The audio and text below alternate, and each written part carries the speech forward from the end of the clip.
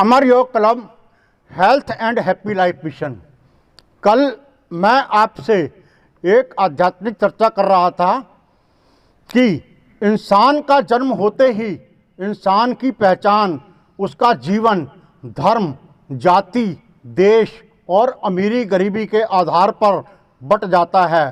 किसी का जन्म अमीर या गरीब के घर में होना, किसी जाति में होना, महिला या पुरुष का होना, संपन्न या गरीब देश में होना किसी के वश में नहीं। और जीवन का पूरा चक्र इसी बात पर निर्भर करता है कि आपका जन्म कहाँ होगा।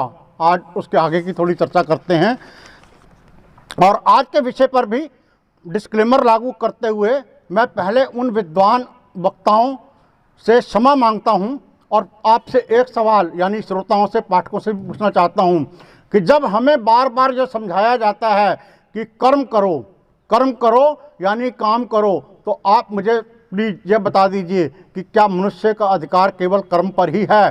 तो कर्म करने के लिए तो ऊपर वाले ने हमको दिमाग और शरीर के बाकी सारे अंग दिए हुए हैं। हम जैसे मर्जी आएँ काम करते चले जाएं, क्या परेशानी है?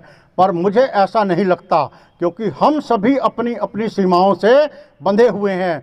जैसे ही हम उनसे बाहर निकलने की कोशिश करते हैं, हमारे दिमागों में से कोई हमको मना कर देता है कि यह गलत है या ये काम मेरे बस की बात नहीं। वैसे भी हम सारे काम तो कर ही नहीं सकते, क्योंकि हमारे शरीरों को कर्म करने का तरीका तो पता है, पर भाग्य के काम करने का तरीका हमको पता ही नहीं, क्योंकि भाग्य छिपा रहता है, वह तो स्पष्ट रूप से दिखाई भी नहीं देता। तो उसके काम करने के तरीके को हम कहाँ से देखेंगे, जबकि वक्ता बार बार एक ही बात पर ध्यान देता है, एक ही बात कहता है कि कर्म करो। अब ये बताओ कि कौन सा काम आपके बस में है? अगर हर काम करना आपके बस में है तो फिर भाग्य हो या ना हो क्या फ़र्क पड़ता है? वैसे अगर ये सही है तो भाग्य की हमारी ज़रूरत क्या है?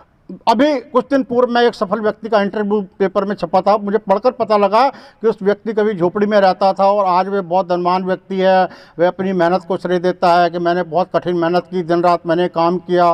तो अब मैं एक सवाल उनसे भी पूछना चाहता हूं कि केवल उसी व्यक्ति ने मेहनत किया, क्या बाकी व्यक्ति जो उसके आसपास पड़ोसी, रिश्तेदार, जान पहचान के जितने लोग थे उन्होंने मेहनत नहीं की या उनके दिमाग में ये काम नहीं आया? उनके साथ जो इतनी बड़ी टीम दिन रात काम कर रही थी, उन्होंने भी उसको यहाँ तक पहुँचाया? उनका योगदान श्रेय को भी नहीं भुलाया जा सकता।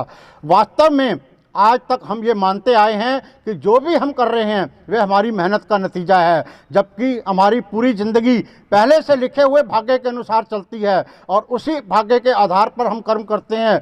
ध्यान देने वाली बात है, चाहे वह कोई पुलिस, डॉक्टर, नेता, किसान, मजदूर, अभिनेता, वकील, जज, बिजनेसमैन, सर्विसमैन। कई बार हम सोचते हैं कि जो हम कर रहे हैं उसे हम दिमाग से करते हैं, जिसको कि हमारे शरीर में सबसे ऊंचा स्थान दिया गया है। यदि कर्म की भाषा को प्रेरणा देते हुए सिर्फ एक लाइन काफ़ी है कि कर्म करो, तो चोर, डाकू, जल्लाद, खूनी, अपराधी, आतंकी ये भी सब काम कर रहे हैं। तो यहाँ ये भी क्या नियम लागू होता है? काम तो दिन रात दिमाग भी करता है, वो विकास का नहीं विनाश का करता है। कर्म किए जा, फल की इच्छा मत कर रहे इंसान। एक कसाई के यहाँ जन्मा हुआ बच्चा बड़ा होकर के सारी उम्र जानवरों को काटने का काम करेगा, उसके बारे में ये कथन कहाँ तक उचित है? पूरी दुनिया के लोगों के शरीरों का इंटीरियर सिस्टम एक जैसा होते हुए भी इतना फ़र्क क्यों है कि कोई इतना बड़ा अमीर तो कोई इतना बड़ा गरीब, कोई बहुत खुश तो कोई बहुत दुखी, कोई मिट्टी को हाथ लगाए तो सोना बन जाए और कोई सोने को हाथ लगाए तो मिट्टी बन जाए। अब मुख्य बिंदु जिस पर काम करने से पहले हमारे दिमाग में विचार आता है, उससे हमारे अच्छे या बुरे, धनी या निर्धन भविष्य का निर्माण होना होता है। ये सारे विचार कहाँ से आते हैं? दिमाग कहाँ से आदेश प्राप्त करता है, कैसे आदेश प्राप्त करता देता है शरीर को? इन सारे सवालों के जवाब जानने के लिए बस थोड़ा सा इंतजार करिए, तब तक आप अपने स्वास्थ्य